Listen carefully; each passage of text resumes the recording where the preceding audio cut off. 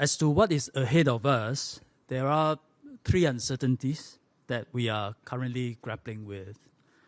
The first is how long more daily cases are going to rise exponentially before the trajectory bends and then eventually turns downwards, because no wave lasts forever. If it doubles for the fourth time, we will see 1,600 cases a day. If it doubles again for the fifth, it will be 3,200 cases a day. That's the first uncertainty. Second uncertainty is whether we will run out of ICU capacity. We are ready to increase capacity of ICU from around 100 now to 300 or close to 300 beds at short notice. It also depends on what percentage of infected cases need ICU. And based on the data that Kenneth presented just now, it is low, between 0.1 to 0.2% overall. And we hope it stays that way, and better still, can be lower over time. Third uncertainty is whether our hospitals as a whole will be overburdened, running out of even normal hospital beds, with nurses and doctors not able to cope with the increased workload. I mentioned earlier last week, that we are ramping up the capacity of our community care facilities by another 1,000 beds. And this will help divert demand from hospitals, as majority of the patients have no symptoms or mild symptoms. But soon, the CCS will also be full, which is why we must encourage home recovery. And so far, 597 infected persons have taken up home recovery. And that includes 13 children below 12 years old. Their experiences have been positive so far, and 32 of them have been discharged.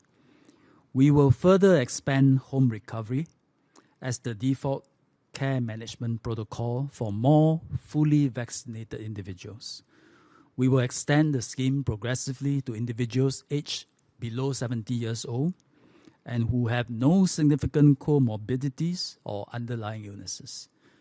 And we hope that in the coming week or so, 70% of all cases can opt for home recovery, and to relieve the pressure on hospitals and then on CCFs. For the past 2 days, 1/3 of our cases go for home recovery. By next week, we hope this can go up steadily to about 70%. And that will make our entire response system so much more resilient, even as cases continue to rise. We will therefore be watching these trends very carefully, trajectory of the daily cases, how they translate into ICU admissions, and then the take-up of home recovery. And these are the critical parameters going forward. The trajectory and the need for ICU is not totally out of our control or externally just imposed on us. They are dependent on our action, and this is part of the human-virus equilibrium that we need to strike. There are things that we can all do to shape the outcome. First, if you are not vaccinated, please go for it. We continue to make progress in whittling down the number of unvaccinated seniors. I remember a couple of months ago, we have 200,000 of them unvaccinated. Today, it is under 87,000. Under 87,000. We are more than half that number. And if it's your turn to get a booster shot to strengthen your protection, please also go for it. Second, all of us need to spontaneously reduce our social interactions and activities. Cut back on social outings with friends and having dinners. Don't bring too many friends home. Avoid hopping from one shopping mall to another. And I see actually many people are already practicing that and doing so. Third, and this is especially important for our seniors and those with underlying chronic illnesses, avoid and cut down activities so as to reduce your chance of being exposed to the virus. These groups have a higher risk of severe illnesses when infected. And if unvaccinated, the risk is actually quite high. For example, for the unvaccinated seniors, more than 1 in 3 will require oxygen or ICU even if infected by COVID-19. So stay at home if you can and avoid going out unnecessarily. Especially do not congregate in groups. Pull down your mask and chit-chat for a long time. Avoid doing that. Don't do that. Because if someone in the group is infected, you are almost certain to be infected too with the Delta virus. And we see the virus spreading that way when we had the Bukit Merah cluster, and also when we have the Chinatown complex cluster. And if you live with a senior or someone with chronic illnesses, please help keep them safe.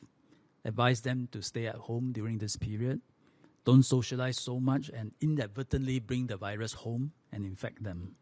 Instead, help them buy things, buy food, buy kopi in the morning, for example.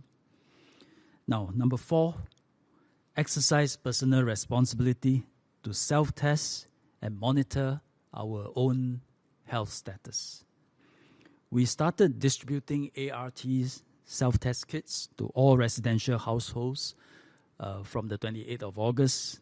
And by next Monday, about 90% of all households would have received your ART pack.